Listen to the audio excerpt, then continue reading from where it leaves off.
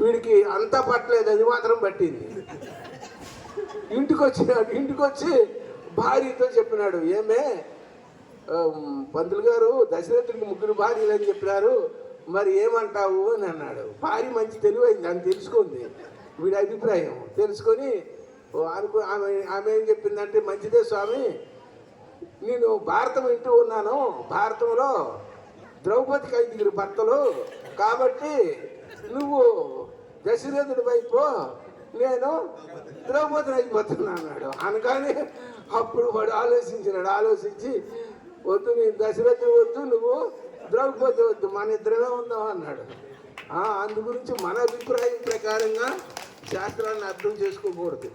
శాస్త్ర అభిప్రాయం ఏదో, దశరథునికి 3 భార్యలు అంటే దానికి కారణం ఉన్నది.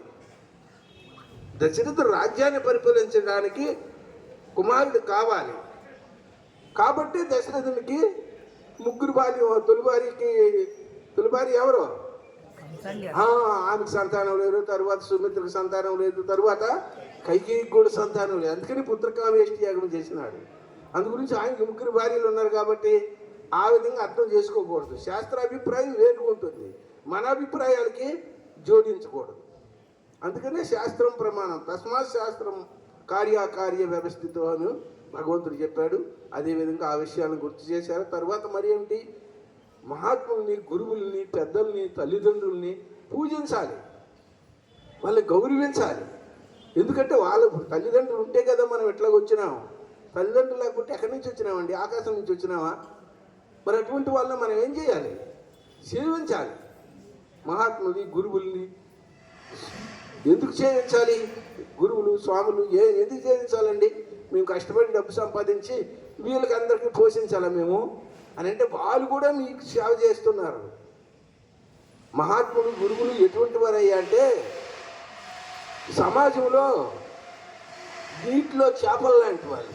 నీటిలో చేపలు ఉన్నాయనుకోండి, ఆ చేపలు ఏం చేస్తే ఏదైనా చెడు పదార్థం పడింది అనుకోండి, పడితే వెంటనే తినేస్తాయి అన్నమాట. తిని ఆ నీటిని శుద్ధంగా ఉంచుతాయి. అందుకే నీటిలో చేపలు వేస్తారు.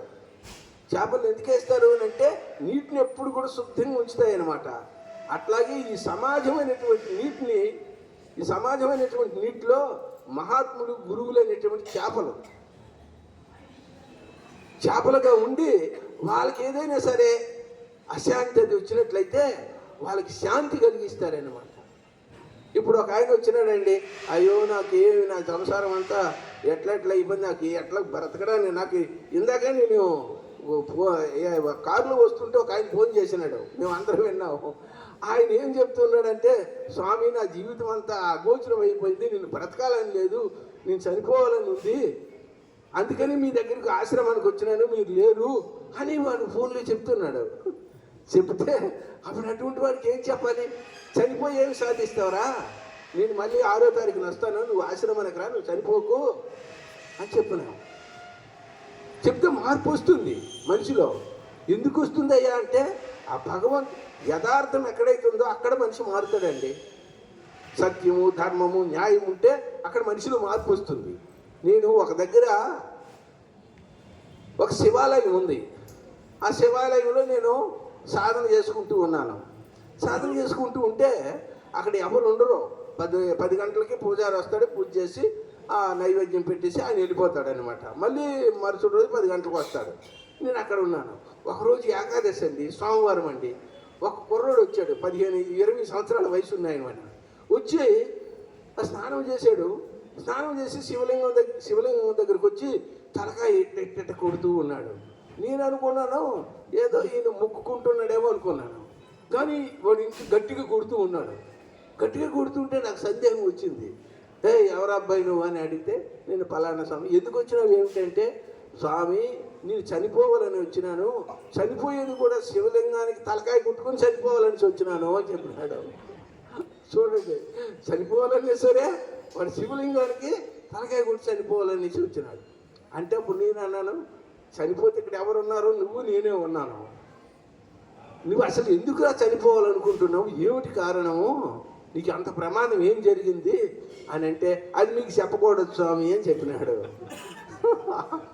ఆయన సమస్య అన్నమాట, చెప్పకూడదు స్వామి అని చెప్పినాడు.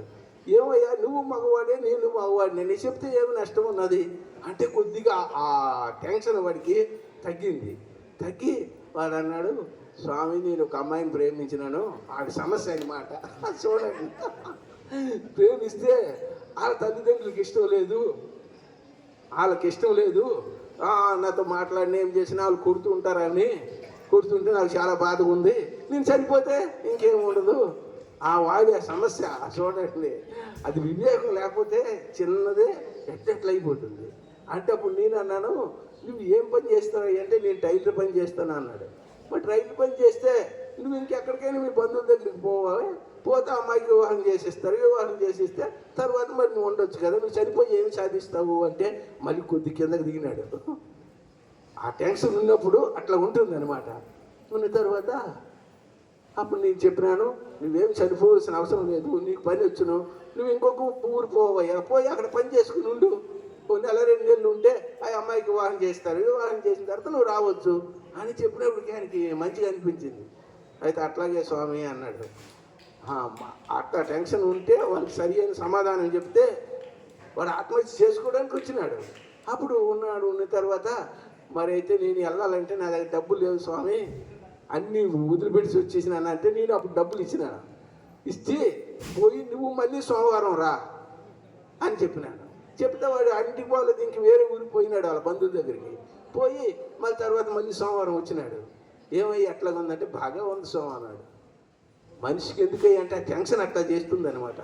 అందుకని పెద్దల మాట, గురువుల మాట, అత్తమామల మాట, తల్లిదండ్రుల మాట వినాలి. ఆ విధంగా వింటే ఏమవుతుంది అంటే ఇప్పుడు నీ వయసు 40 సంవత్సరాలండి, వాళ్ళ వయసు 80 సంవత్సరాలండి. 80 సంవత్సరాలు ఎంత అనుభవం ఉంటుంది వాళ్ళకి. అందు గురించి పెద్దల మాట పెరిగన్న మూట. ఏ పెద్దలు కూడా మనకు అపకారం జరగాలని ఎవ్వరు చెప్పరు. అందుగురించి ఆ విధమైనటువంటి విషయాలన్నీ కూడా తెలుసుకోవాలని, గురువులను కూడా ఆదరించాలి, సేవించాలి అనేటువంటి విషయాలను కూడా చక్కగా చెప్పడం జరిగింది. ఇంకా తర్వాత అనేకమైనటువంటి విషయాలు చెప్పినారు. ఇంకా ఒక గంట సేపు కూడా అని చెప్పగలరు, కానీ మన దగ్గర మాత్రము సమయం లేదు. ప్రపంచంలో అన్నీ కూడా దేనిపైన ఆధారపడి ఉన్నాయి అంటే కాలం పైన ఆధారపడి ఉన్నాయి. అన్నీ కాలంలోనే ఉంటాయి. కాలం అన్నిటి పైన ఉంటుంది అనమాట. ఇప్పుడు బంగారం 10 తులాలు పోయిందండి, తర్వాత మళ్ళీ కష్టపడి సంపాదించి బంగారం సంపాదించవచ్చు. డబ్బు ప్రపంచంలో ఏదైనా సంపాదించవచ్చు, కానీ కాలాన్ని మాత్రం ఒక క్షణం కూడా సంపాదించలేము అనమాట. ఇప్పుడు కోటేశ్వరుడు చనిపోయినాడండి, బ్రతికుంటే ఒక అరగంట ₹1,00,00,000 ఇస్తారు, కానీ ఒక క్షణం కూడా బ్రతకలేరు. ఆ విధంగా ఆయనకు ఇచ్చినటువంటి సమయంలో చక్కటి సందేశం అందించినందుకు గాను వారికి హృదయపూర్వక ధన్యవాదాలు. పూజ్యపాదులు శ్రీ